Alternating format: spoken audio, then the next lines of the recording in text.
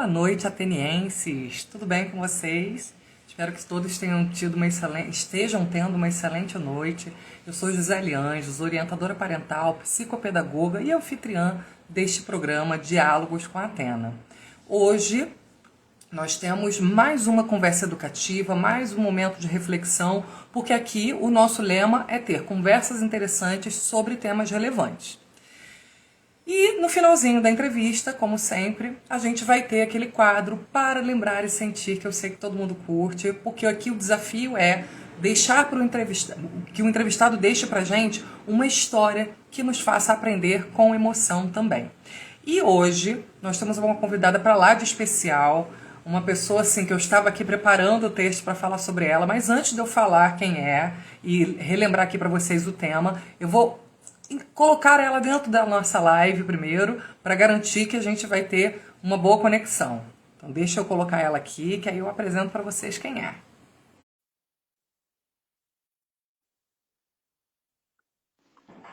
Olá, boa noite. Que prazer estar aqui.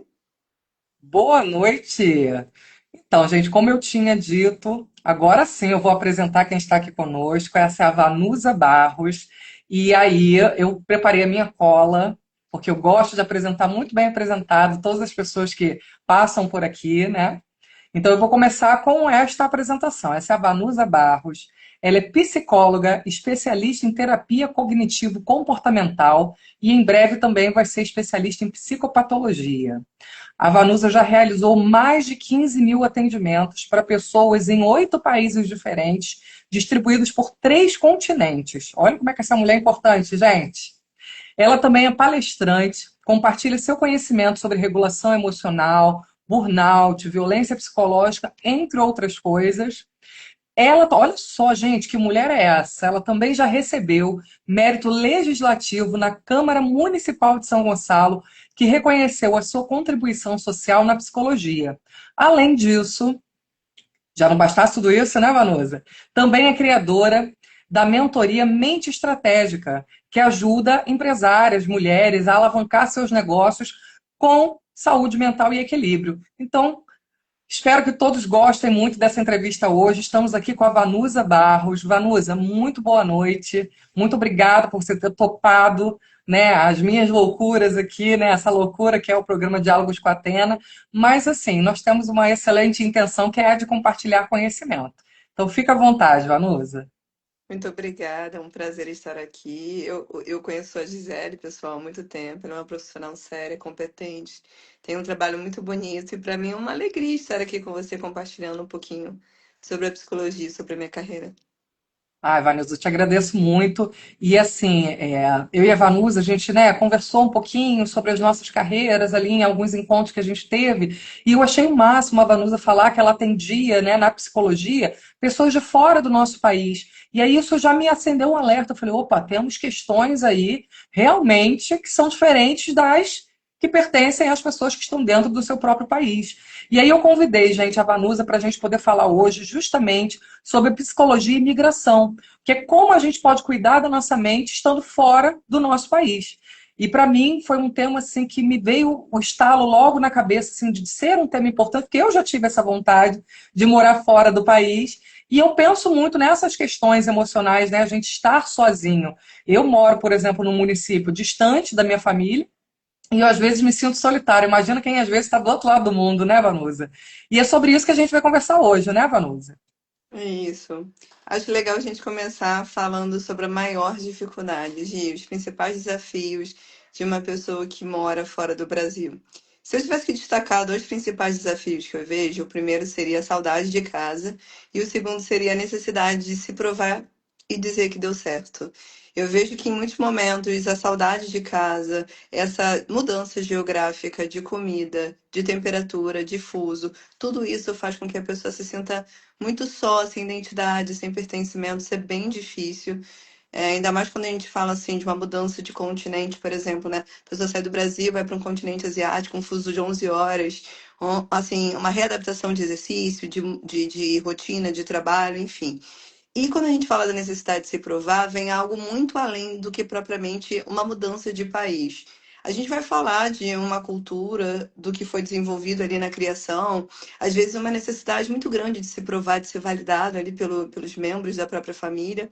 Então, muitas pessoas que eu atendi, eu já cheguei, por exemplo, já cheguei a atender uma pessoa que estava num quadro depressivo muito grande, que ela não tinha coragem de voltar da Europa para o Brasil para mostrar que deu errado. Então, ela ficou ali até no último limite para tentar se provar para a família. Então, eu vejo esses como os principais desafios mesmo. A readaptação, né, geográfica, a saudade de casa e essa coisa do se provar, que não começa quando você muda de país, começa na sua criação e na sua história, sem sombra de dúvida. E engraçado, né, Vanusa? Porque assim, as pessoas, elas têm a impressão, não só nessa questão da mudança do país, mas as pessoas, às vezes, elas têm muito essa impressão de que a partir do momento que elas tomam uma decisão, a decisão tem que dar certo. E isso é muito cruel com a gente mesmo. Se tem uma coisa até que eu falo muito para os pacientes, e falo muito isso para as pessoas em conversa, é que às vezes a gente toma uma decisão e às vezes vem alguém e pergunta assim para a gente, né? Eu acho isso muito cruel essa pergunta. Você tem certeza? E aí eu pelo menos penso assim, né? Existem duas situações para alguém perguntar se a gente tem certeza. Ou a pessoa realmente está preocupada com o nosso bem-estar, ou a pessoa às vezes está querendo deixar a gente na dúvida. E aí uma coisa que eu sempre, né, aconselho as pessoas a dizerem é assim, olha, certeza eu não tenho. Porque na vida o que que a gente tem certeza, né, Vanusa? Nada. Mas assim, eu tomei essa decisão. Pode dar errado? Pode dar errado. E é difícil quando a gente vê, né, profissionalmente, Vanusa, uma pessoa perceber que às vezes aquele empreendimento, né, de tempo, de esforço, de estar num outro país não deu certo, e ela se sentia até vexada de voltar e pedir ajuda, né, como você está contando esse caso da depressão. E aí, Vanusa, é nesse sentido que eu acho que é legal a gente, né, chamar a atenção de quem está aqui assistindo com a gente, de quem vai assistir depois no YouTube, porque assim, a gente precisa se adaptar a alguma coisa e às vezes essa adaptação não funciona. E aí eu queria justamente que você falasse um pouco dessa questão da adaptação, né? Como que esse processo de adaptação ele acaba impactando na saúde mental das pessoas? Porque você falou de um caso agora de depressão, mas obviamente existem outras situações que estão imbricadas dentro dessa adaptação cultural. Mas o que que você pode dizer para a gente a respeito disso? Assim, o que que eu acho interessante trazer aqui? Quando a gente fala de mudança de país e de readaptação, é interessante entender por que que a pessoa mudou. Muitas pessoas, às vezes, quando vão para um outro país, ela é a única pessoa da família que tem um passaporte. Ela é praticamente a pessoa que está tentando ali trazer um futuro diferente, uma realidade diferente para a família. Então, a mudança dela tem esse peso. Eu preciso dar certo, então eu tenho que me readaptar a qualquer custo independente da dificuldade que eu tenha, mesmo que isso seja uma condição de saúde mental. Quando os pacientes chegam até a mim com essa dificuldade de adaptação, o que eu vejo é que eles já estão num limite, geralmente com sintomas de ansiedade, depressivos, por não conseguir se readaptar e querer forçar isso a todo custo. Quando questionado nessa readaptação, o que aparece é: preciso dar certo, não posso voltar, sou eu que mando o dinheiro para a família, ninguém da minha família tem um passaporte, ninguém da minha família saiu do Brasil, eu sou a única pessoa. Então, quando a gente fala desse peso de dar certo, vem desse lugar de eu sou o único que está aqui. Eu sou o único que alcançou esse lugar, então eu preciso me readaptar a qualquer custo. E geralmente o que aparece, né? Poxa, eu sinto falta do cheiro do feijão com arroz do Brasil, sinto falta dos abraços da minha avó, do bolo da minha mãe. E geralmente é aquela sensação de casa mesmo, né? Que pode até a gente introduzir o assunto da psicoterapia e da importância dela, porque que é tão importante que um paciente, que uma pessoa que mora fora, busque essa referência. E muita gente às vezes pergunta assim: por que que uma pessoa que mora fora, que sai do Brasil e vai morar em outro país, te procura e não é atendida por um psicólogo local? E aí eu respondo para todo mundo, respondo para você. Quando você sai do seu país de origem, você não tem nenhuma referência, você perde totalmente essa identidade. De alimentar, de família, de contato, de ciclo social. Então, hoje, eu sou na vida dessas pessoas a única referência de Brasil que elas têm. Então, um lugar onde ela consegue se sentir acolhida, onde ela pode falar no próprio idioma, não precisa criar um personagem. Então, é esse lugar de acolhimento, né? De vínculo que a gente cria com o paciente, dele poder exercer a própria autenticidade e falar e poder chorar. E aqui eu posso chorar, eu não preciso fingir como eu fingi para minha família. Quantas pessoas às vezes recebem ligação dos familiares e falam que está tudo ótimo quando não está? né? E aí a gente volta para o peso inicial. Preciso dar certo, minha família depende de mim. Eles acreditaram nesse sonho, não posso voltar de mãos abanando para o Brasil. Então, eu vejo que é uma dificuldade muito grande. E a readaptação, em alguns momentos, ela tem que acontecer a qualquer custo por conta desse peso, tá? Mas o que que eu vejo em relação à readaptação? A comida é uma das principais dificuldades, assim, porque quando a gente olha para o Brasil, né, como somos socializados com a comida, né? Natal, comida, Dia das Sim. Mães, comida, Páscoa, comida. Então, a comida, né, pra gente, a nossa cultura brasileira tem muita comida como essa sensação de afeto. Até isso dificulta em alguns momentos algumas pessoas lidarem com a comida de forma saudável, né? Tô triste como, tô ansioso como.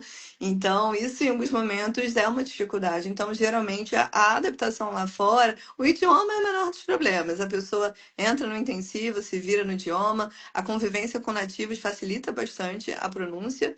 Só que geralmente o que aparece muito forte é a saudade, essa sensação de como que eu vou me conectar com as pessoas aqui, porque tudo parece muito hostil para quem está lá, né? Então, a convivência de ciclo social, a questão da comida, a questão da cultura, de se sentir muito isolado, por exemplo, né? Países como Canadá, Inglaterra, os pacientes se sentem muito isolados, têm muita dificuldade de criar vínculos. Então, dependendo do país ou do continente que o paciente está, é difícil, é mais difícil ainda dele se sentir em casa por conta da cultura local também. Sim, assim, eu fico imaginando, né, o caminho reverso, né, um inglês, um canadense vir para o Brasil, normalmente as pessoas, né, falam, me senti acolhido, porque a gente aqui no Brasil tem essa cultura muito Hospitaleira. afetiva. Você vê, a comida é o lugar do afeto, a mesa, né, é o lugar do afeto. Então, assim, quando alguém vem de fora, as pessoas costumam falar sobre isso. Eu tive uma aluna minha que veio fazer intercâmbio aqui, da Dinamarca, e ela falava muito sobre isso. Ela, nossa, como vocês aqui ficam felizes por tudo, comemoram tudo, e é muito isso. E você falou uma coisa também que me lembrou o Leandro Hassum, quando ele fala que ele e a esposa, né, estavam no exterior e aí eles queriam reclamar de alguma coisa. E aí ele coloca, mas como que a gente vai reclamar de alguma coisa numa língua que não nos pertence? Porque até para você externar o seu emocional é diferente. Pelo menos eu imagino, né?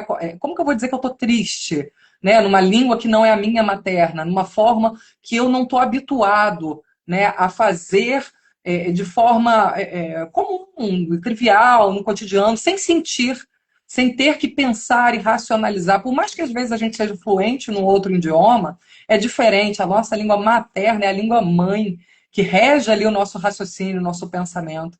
Então, o Leandro Hassum, ele brincando ali, né? Ele vai falando muito sobre essas questões, justamente disso, né? Como você expressa uma emoção, e ele fala até a questão do palavrão. Como é que você vai xingar alguém em um outro idioma se você não domina a forma como aquela estrutura, que é uma estrutura não literal, funciona? Então você me lembrou justamente esse momento que ele fala. E aí eu queria, Vanusa, que você aproveitasse e falasse para a gente como que dentro desses atendimentos psicológicos você consegue ajudar essa pessoa a reconstruir essa noção de identidade, essa noção de pertencimento, mesmo ela estando em outro país. Tá, de forma muito didática, tá? Primeira coisa que a gente tem que fazer quando a gente recebe um paciente no consultório é acolher. O acolhimento é uma técnica e é uma técnica eficaz para, especialmente quando ele está fora do país de origem. Então a gente vai ali acolher o paciente, entender a demanda que ele tem, trazer dentro desse cenário para ele uma validação dos sentimentos, porque no geral o que que ele sente? Eu não posso reclamar, eu sou eu tô muito melhor do que muita gente lá no Brasil, então eu tenho que ser grato por tudo aqui. Eu não posso dizer que tá ruim, eu tenho que gostar de tudo e agradecer por tudo. E ele chega na terapia muito fragilizado. Então, esse acolhimento e essa validação dessa dor faz com que ele crie um vínculo. Então, ele começa a se abrir e trazer para mim, de fato, os problemas que ele tem. A gente usa algumas técnicas, como, por exemplo, da TCC, né? Questionamento socrático, que é ali ajudá-lo minimamente a entender os pensamentos, levar pontuações sobre os pontos que ele está trazendo. Então, o que está acontecendo? Por que você se sente assim? Vamos tentar entender minimamente de forma cognitiva, emocional e comportamental, traduzindo de forma clara para quem está me ouvindo não é da psicologia. A gente ajuda o paciente a identificar os pensamentos que fazem com que ele não se sinta validado e não se sinta pertencente. Então, por exemplo, Eu acho que a minha vinda para a Europa não deu certo. Por que que não deu certo? O que que não está acontecendo? Então, a TCC tem um conceito, né, a forma como a gente interpreta os pensamentos, às vezes faz com que a gente sinta e se comporte de maneira disfuncional, porque a gente não consegue ter pensamentos coerentes. Esses pensamentos automáticos acabam sendo disfuncionais. Então, por exemplo, se eu tenho uma percepção de que eu não sou bom o suficiente, eu vou levar isso para a Europa, eu vou levar isso para a Ásia, eu vou levar isso para qualquer continente que eu esteja, independente de estar saindo do Brasil ou não. Se eu sempre fui criado nesse projeto de eu não sou boa, o que eu faço não vai dar certo, eu nunca vou conseguir chegar onde eu quero, quando chegar lá, independente do continente, é isso que eu vou levar comigo. Então, o paciente, quando chega para mim com essas dificuldades, isso não começou na Ásia, na Europa, na América do Norte, começou aqui no Brasil. Então, ele começa tendo essa dificuldade aqui, com a criação, com o desenvolvimento, e lá ele vai desenvolver de uma forma muito maior, de maneira significativa e exponencial, porque ele está sozinho. Então, sem centro de referência, sem identidade, isso é como se a gente colocasse um holofote em cima, fica muito maior. Então, para ele é quase insuportável. Ele está sem referência, sem identidade, sozinho, não tem ninguém. O que que eu faço com isso? Então, na TCC, a gente costuma trabalhar com um conceito que é conceituação cognitiva, né? A gente entende as crenças dos pacientes, reestrutura essas crenças para que ele consiga entender o que de fato está acontecendo. Mas de forma clara para o público que está ouvindo, a gente tenta identificar ali os pensamentos dele, de onde que estão vindo esses pensamentos, quando isso surgiu, por que que você está pensando isso sobre você, será que vale a pena estar nesse país, por que que você veio para cá, quais são os seus objetivos, eu preciso provar alguma coisa para os meus pais, por que que eu preciso, por que que eu preciso provar alguma coisa para mim, quando que isso se tornou importante na minha vida. Então, a terapia cognitivo-comportamental, nesse contexto, não difere de um paciente que está no Brasil, entende? O que a gente vai entender é por que lá nesse país que ele foi, está tão difícil do que talvez estivesse aqui. Já chegou paciente para mim que nunca fez terapia, por exemplo, na vida. Nunca fez terapia na vida. Eu tô te procurando porque uma amiga me indicou, gostou de você, e ela também mora aqui nos Estados Unidos e eu quero fazer terapia com você. E aí, quando eu vou entender, nunca fez terapia na vida. E quando a gente vai conversando, foram coisas que começaram com 7, 10 anos, 15 anos de idade. Então, eram coisas que estavam lá atrás, só que adormecidas, negligenciadas, não vistas.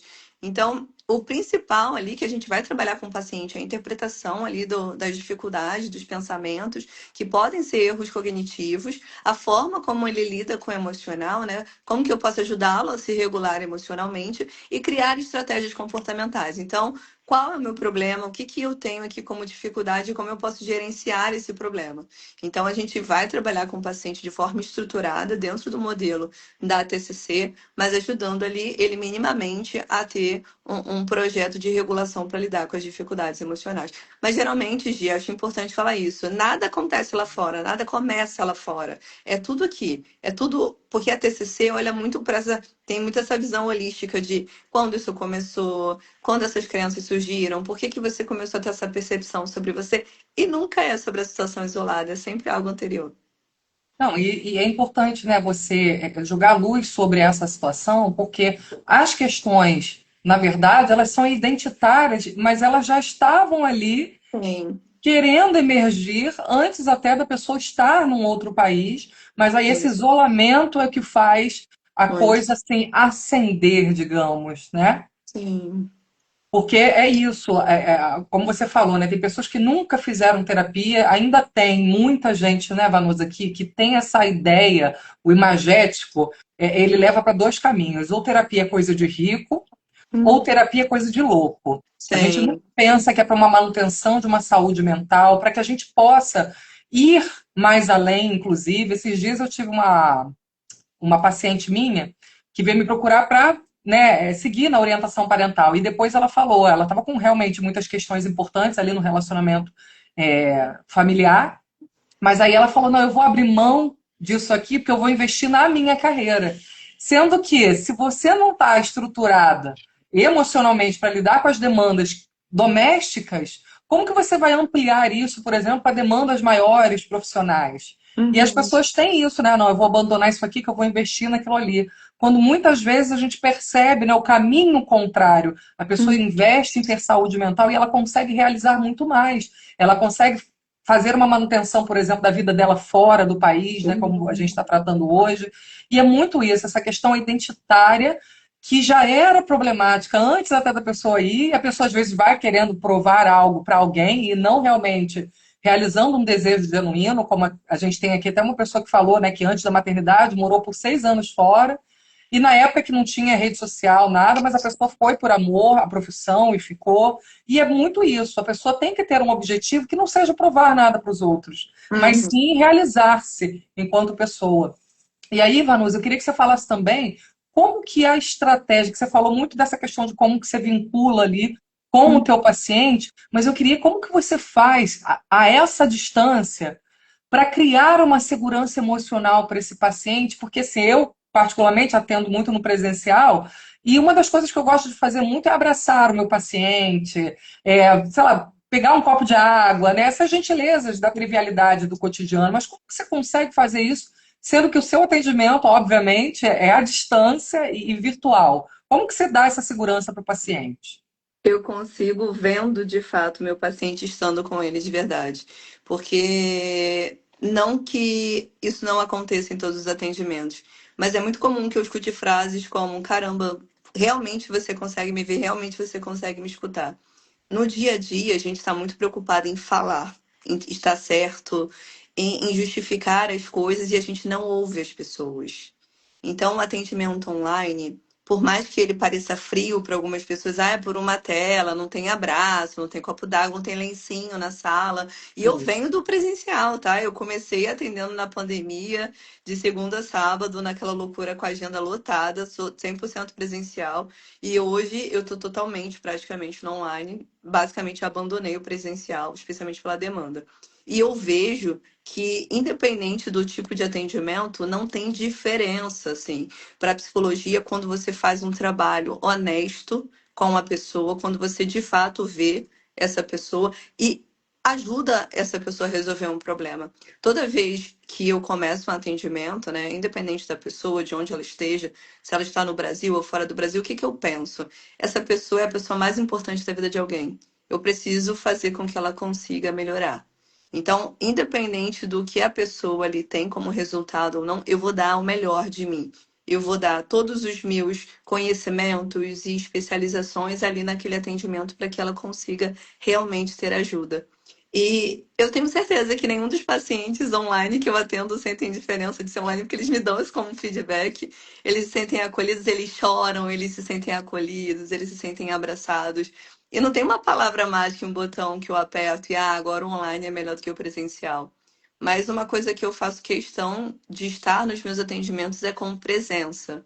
Por exemplo, eu lembro que antes de ser psicóloga, eu assistia muitas palestras de como não ser psicóloga, né? Não faça isso nos atendimentos, não age assim, nananã. Eu já escutei coisas horríveis, como uma pessoa tá comendo num coisa, sei lá, fazendo outras coisas e não estando ali com a pessoa. Ou então a pessoa tá falando de alguma coisa e você tá voando ali.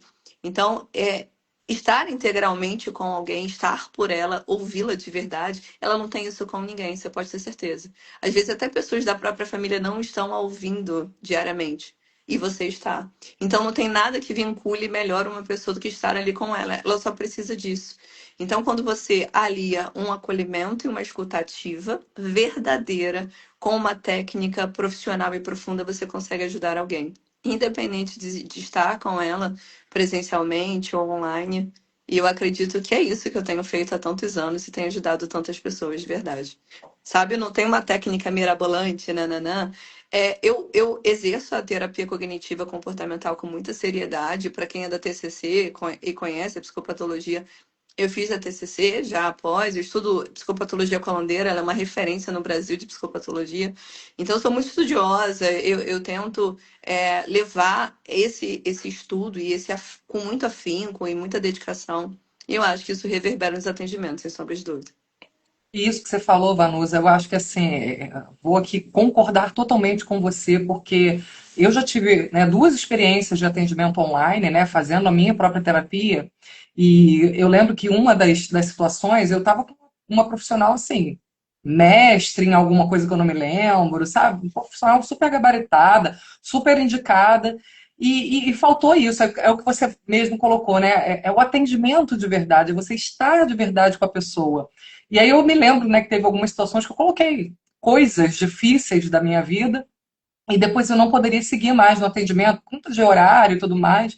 E aí quando eu dei a notícia para a pessoa, ah, tá bom, então tá, tchau.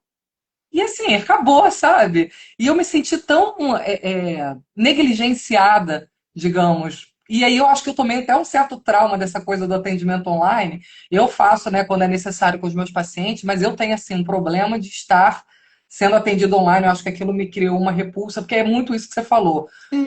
A pessoa precisa se sentir vista. E aí, quando você tem uma situação como essa que eu narrei, né, comigo mesmo, Uhum. foi isso que você disse. Agora você conseguiu traduzir, agora eu consigo entender. Olha só como eu já estou fazendo terapia com você aqui, tá vendo? Já consegui entender o mecanismo que me fez ter uma certa rejeição ao atendimento online, porque foi isso, eu não me senti vista, né? E muitas vezes a gente se sente vista por uma pessoa estranha na rua, mas um profissional que teoricamente tem um treinamento para aquilo, para se sentir, para fazer a gente se sentir seguro, realmente não consegue. E às vezes não tem a ver só com a formação do profissional. Você está aqui, uma profissional super bem formada, mas às vezes a gente tem um profissional super bem formado, mas falta aquela coisa, né, daquela frasezinha, né? Ao tocar a outra alma humana, seja apenas uma alma humana. Você não é o mestre, o doutor, o especialista em alguma coisa, você é outro ser humano. E talvez seja isso que realmente você consiga dar para os seus pacientes que fazem com que você consiga ter essa qualidade de atendimento e continuar atendendo tantas pessoas aí por esse, não por esse Brasilzão, mas por esse mundão afora. E aí, Gi, Eva, uma coisa sim, que eu acho legal, só para complementar, é quando eu escolhi psicologia lá com 16 anos, embora fosse uma profissão muito bonita e eu tivesse muito interesse, quando eu olhei para a atuação da psicologia, eu não olhei só para as matérias que caíam no curso. Eu olhei exatamente para o trabalho que eu faria. Eu sempre quis ser psicóloga clínica. Eu sabia que minha rotina de trabalho seria atender pessoas diariamente, com transtornos mentais, com problemas, com dificuldades. E aí eu pensei, lá adolescente, eu me conecto com esse tipo de trabalho, ficar de segunda a sexta, passar o dia inteiro ouvindo pessoas com dificuldade, chorando e tudo mais. Isso faz sentido para mim e fazia muito sentido e continua fazendo até hoje. Então, por mais que as pessoas romantizem, ah, a psicologia é muito legal, psicologia é acolher o sofrimento humano. Então, estar com uma pessoa que está sofrendo, chorando, depressiva, triste, com N problemas, é estar ali 100% com ela, ainda que isso pareça difícil, que pareça chato para algumas pessoas. Foi o que eu escolhi, é o que eu me conecto. Então, por isso, eu estou com os pacientes nos atendimentos, sabe? Porque eu escolhi também estar com eles na dor, independente da demanda que é apresentada. Eu acho que é isso que faz a diferença. eu acho que essa noção, o Vanusa, falta muito até para a geração de agora, quando vai escolher uma carreira. Por que isso? A gente precisa se visualizar exercendo aquela carreira. E não escolher porque esse diploma aqui da engenharia é legal, eu vou ser chamado de doutor. É justamente por isso. Eu preciso me visualizar dentro daquela carreira e saber se é aquilo que eu desejo fazer, né? É como se fosse um casamento, às vezes Aham. o resto da vida. É claro que a gente pode depois mudar de carreira, acontece, mas assim, a gente precisa ter essa noção de que é uma coisa que eu vou exercer ali por 8, 10, 12 horas por dia e fazer aquilo com afetividade. Você falou que você escolheu essa carreira com 16, eu escolhi a minha também muito jovem. E eu pensava, eu falei, cara, eu quero muito isso para mim. Eu me visualizava realizando a minha profissão de uma maneira afetiva. E é isso que faz a diferença do bom profissional para o profissional ruim. Porque formação, Vanus, hoje em dia, então, é muito fácil. Você consegue ter uma formação boa, de excelência, online, você consegue comprar diploma, porque hoje em dia, cada vez mais as pessoas têm comprado seus diplomas. Mas isso não te faz um profissional melhor ou pior. O que te faz é justamente essa conexão que você consegue quando você toca outra alma humana sendo uma alma humana. E Vanusa, eu tô assim, super feliz com esse papo. Eu acho que, inclusive, você já pode botar na sua agenda que você precisa voltar uma outra terça-feira para a gente falar de outros temas. Mas Beleza. antes da gente encerrar, eu queria muito, Vanusa, que você deixasse aqui um conselho, tanto para quem está morando fora, porque assim, a gente vai ficar com essa live gravada, ela vai ficar no YouTube, a gente vai poder encaminhar, você vai poder encaminhar para os pacientes, eu vou encaminhar para os meus. Mas eu queria que você deixasse um conselho para quem está morando fora, para quem está pensando em morar fora, mas que são pessoas que sabem que precisam manter um equilíbrio emocional e que elas querem ter esse senso de pertencimento mesmo estando distante de casa. Então, que conselho você poderia dar para essas pessoas que estão pensando em morar fora ou que já moram fora? Para a gente começar, morar fora, primeiro é morar dentro. Eu consigo me sentir pertencente? Eu consigo me reconhecer? Eu sei quem eu sou, eu sei onde eu quero estar, eu sei o que faz sentido para mim? Ou eu estou tentando morar fora para provar alguma coisa para alguém, para tentar me encaixar em algum contexto, para tentar validar alguma coisa do que esperam sobre mim? É problema, porque lá na frente vai ter dificuldade. Porque vai se perceber realizando o sonho de outra pessoa, ou se perceber vivendo um sofrimento intenso para agradar outra pessoa. Então, antes de morar fora, more dentro. É a primeira coisa que você precisa ter a clareza. Então, sim, eu quero morar fora, eu quero estudar, fazer um intercâmbio, trabalhar. Trabalho numa multinacional, estou sendo transferido, tenho uma oportunidade legal, quero ir, vá.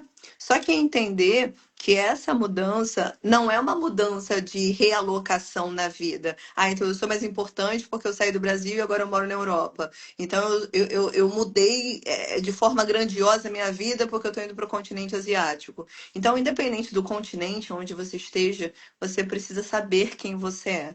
Porque na vida, muitas coisas remetem a uma vaidade muito grande, né? A um ego muito grande. Títulos, diplomas, nomeações, tudo isso é temporário. Então, você sabe aonde você está e aonde você quer estar. Antes de você fazer qualquer escolha na sua carreira profissional ou na sua vida acadêmica, você precisa se reconhecer primeiro. Então, aproveite as oportunidades que houverem, mas com essa clareza, sabe? Esse pé no chão, sabendo de onde você veio, sabendo de onde você quer realmente estar por si, não pelos sonhos dos outros. Então, antes de você pensar em qualquer projeto no exterior, seja de estudo, de trabalho, você precisa primeiro ter esse autoconhecimento muito claro. Se isso for claro para você, maravilha, você pode ir para onde você quiser, seguir o sonho que você quiser. Porque a coisa mais triste na vida que a gente tem é viver os sonhos dos outros. Porque a gente vai pagar o preço lá na frente do mesmo jeito, se esse sonho fosse nosso. Porque pelo nosso sonho a gente faz tudo. A gente vira madrugada, a gente se esforça, a gente faz o melhor que a gente pode. Mas será que vale pelo sonho do outro para agradar os outros? É um questionamento que a gente precisa fazer. Na nossa vida, a gente faz muitas mudanças, muitas readaptações. E essas mudanças e readaptações fazem sentido quando a gente precisa virar, mudar a nossa vida, quando aquilo não faz mais sentido para a gente. Só que mudar de local ou de país achando que você vai mudar a sua vida de uma maneira que vai fazer muita diferença, porque você não sabe lidar com os seus problemas, também é uma dificuldade. Se você vai mudar de país para resolver o problema, faça terapia, não mude de país. Então você precisa ter clareza do que você quer fazer em outro país, porque senão vai ter dificuldade. Exatamente. Isso que você está falando, ô Vanusa, eu acho que é válido não só para esse contexto que a gente está trazendo, né, de mudança de país, mas talvez até para o contexto em que a gente se coloca em alguma posição.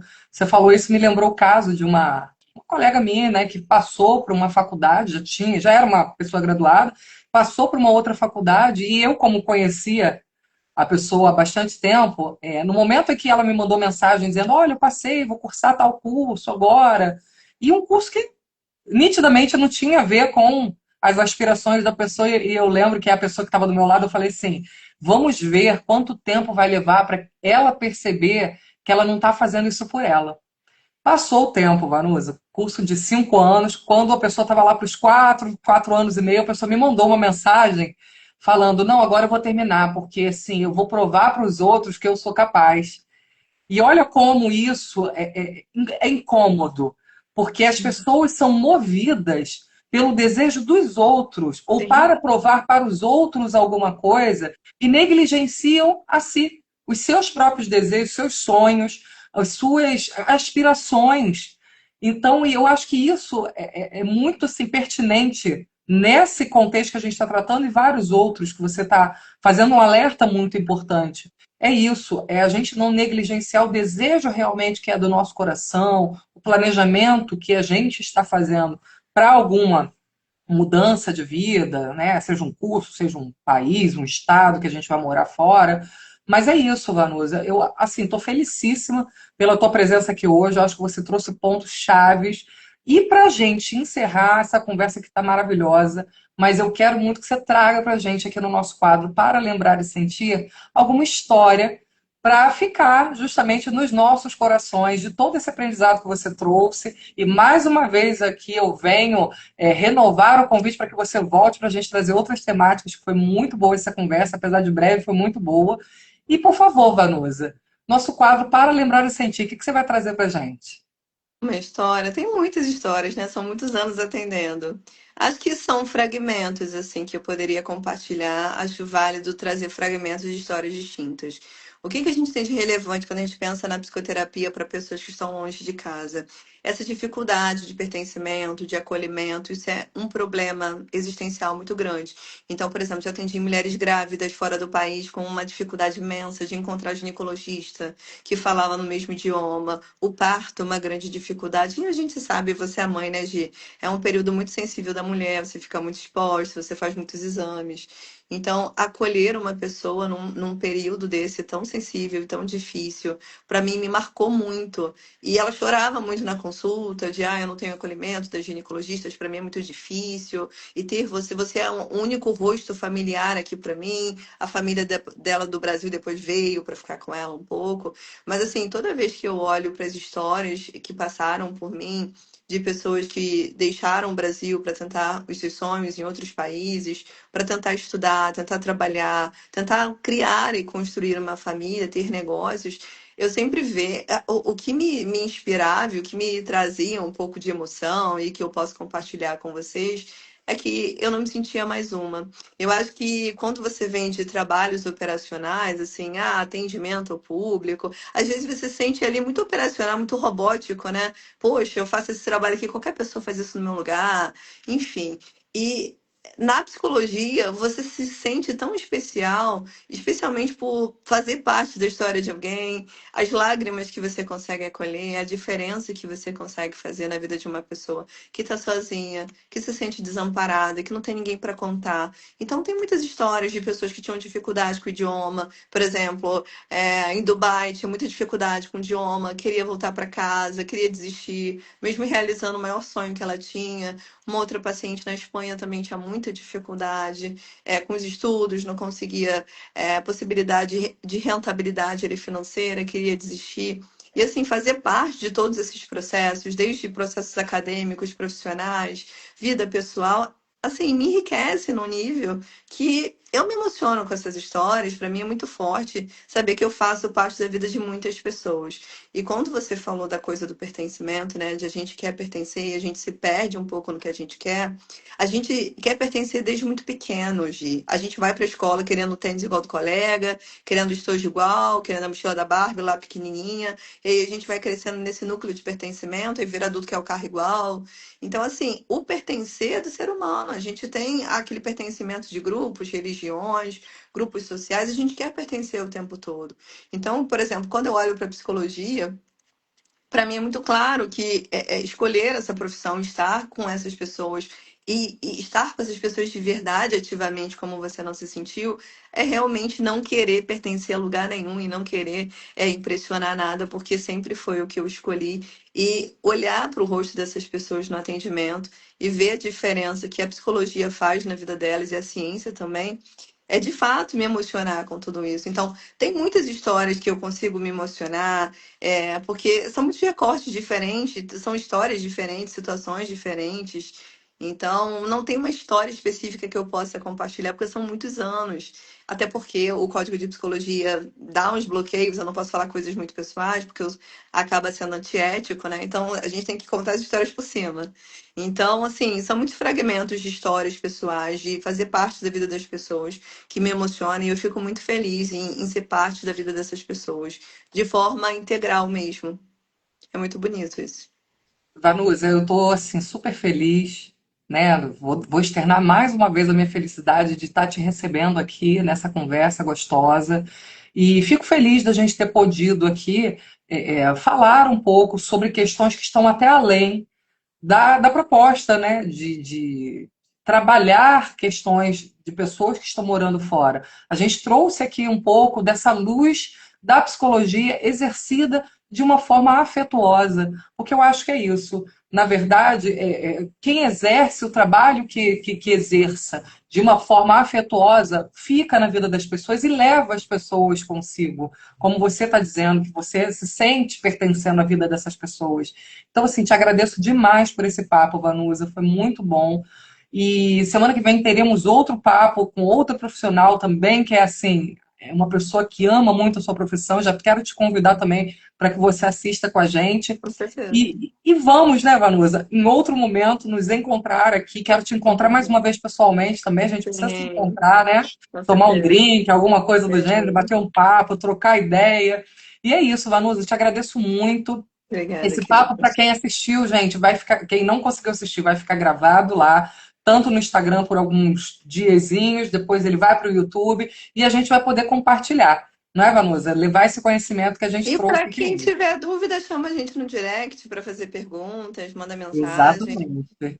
Fiquem A à Vanusa vontade. está aqui, gente, ó. Vou dar meu carimbo aqui de profissional excelente. Que a gente gosta disso, né, Vanusa? Indicar realmente profissionais que Sim, fazem a diferença na vida das pessoas, porque quando a gente exerce alguma coisa com afeto, a gente se conecta com almas que fazem da mesma forma. E você, para mim, é um presente que a vida trouxe para mim. Espero que a gente possa se embrenhar em outros projetos com juntos. certeza. E, E ó, um mandar um beijo beijo na para quem. Júlia. A Júlia é aquela coisa linda, sou apaixonada pela Ah, Sofia. sim. Ela tá Gente, jantando pra esse quem lembra, horário. gente, pra quem tá aqui do meu Instagram, me segue, lembra um dia que eu postei uma menininha penteando meu cabelo? É filha dessa moça aqui, a coisa mais linda do mundo. Ah, e ela sempre fala da tia que tava com roupa de oncinha naquele dia, que ela amou. Mas, ó, vou deixar aqui o beijo da Júlia, porque ela tá agora ocupada jantando, que a criança madrugou hoje, mas ela tá, assim, sempre lembra de você, né, da sua sobrinha. Então, mandar um Ah, beijo para você, para ela. E agradecer a obrigada. todo mundo que esteve aqui, a Vivi, que tá aqui mandando, né, um beijo, enchendo aqui de elogios, ó, dupla de milhões. Obrigada, Vivi, pela audiência, Nada. por todos os outros que passaram aqui e ficaram com a gente um pouquinho, e quem vai assistir também no YouTube depois. Vanusa, minha flor, ó, um beijão para você e espero que em breve, no ano que vem agora, né, 2026, que Sim, aí a gente vai ter sim. uma nova agenda aqui de entrevistas, que você possa estar aqui conosco. Com Muito certeza, obrigada. querida. Obrigada. Um beijo. Beijo, tchau, tchau, gente. Boa noite. Tchau.